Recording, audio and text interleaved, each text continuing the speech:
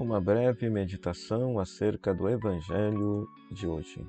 Mateus capítulo 8, versículo 18 a 22. Então, o mestre da lei se aproxima de Jesus, dizendo que quer seguir a Jesus, e Jesus responde que o Filho do Homem não tem onde reclinar a cabeça. Outro dos discípulos disse a Jesus: permite que eu vá sepultar meu pai. E Jesus responde: segue-me e deixa que os mortos sepultem seus mortos. Como entender essas passagens aqui que parecem ser tão radicais da parte de Jesus? Então veja bem, é bom ressaltar que o mestre da lei no Evangelho de Mateus, ele sempre é colocado como um adversário de Jesus. Então a pergunta sempre tem que ser levada em consideração, talvez como uma pergunta capciosa, ok? O mestre da lei, porque mestres da lei e fariseus, de modo geral, no Evangelho de Mateus, são retratados como adversários de Jesus. Então a gente não sabe se este personagem aqui do texto tinha de fato a intenção de seguir a Jesus.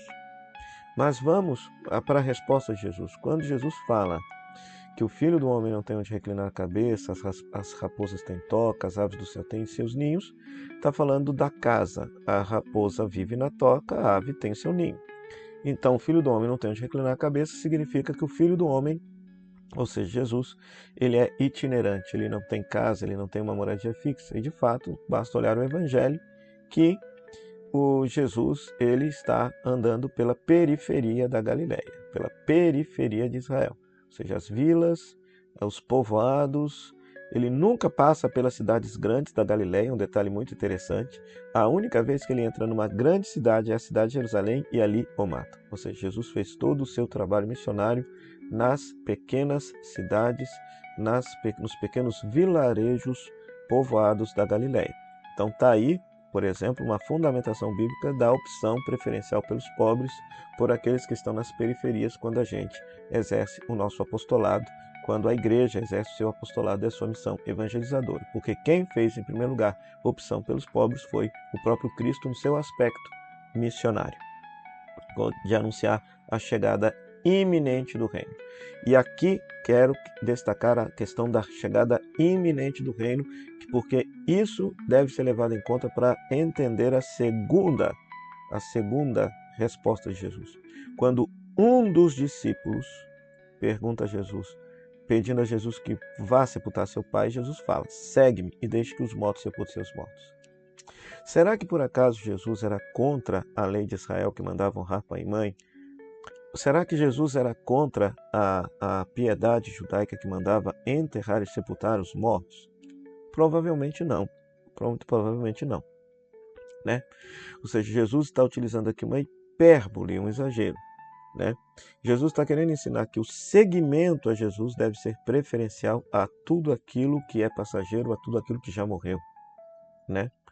A tudo aquilo que já não tem mais sentido, né, de cuidado, ok?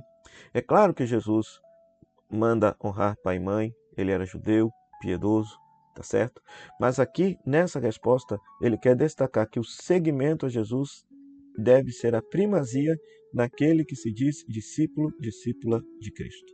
De tal maneira que todos os relacionamentos familiares, afetivos, econômicos, sociais, culturais e políticos devem ser vivenciados tendo por base justamente o discipulado de Jesus, o seguimento a Jesus. Senão, caso contrário, as coisas se tornam o Sol e Jesus se torna um satélite girando em torno do Sol. Quando, na verdade, na vida do discípulo, Jesus é o centro, Jesus é o Sol e tudo mais deve girar em torno de Jesus. E também tem o detalhe seguinte: Jesus acreditava sinceramente que o reino de Deus ia chegar de uma forma iminente. Era para já, era para agora, né? Ou seja, era daqui a pouco tempo o reinado de Deus ia ser instaurado no mundo. Então, por isso, essa urgência da chegada do reinado de Deus fazia com que o seu segmento e a pregação da chegada do reino fossem primordiais, fossem tomados como algo primordial, ao passo que as outras coisas poderiam ser consideradas coisas secundárias. E outro detalhe também é o seguinte: é uma diferença que aparece em relação a Jesus e os demais rabinos da época. Os demais rabinos, os alunos se matriculavam na escola de Jesus. Aqui não. Jesus é que chama os seus discípulos e exige desses discípulos uma radicalidade tamanha, de tal maneira que Jesus seja o centro e tudo mais, família, negócios, bens, tudo mais, se tornem secundários em relação a Jesus na vida do discípulo e da discípula. Na sua vida, que lugar você que é cristão, que lugar Jesus ocupa na sua vida?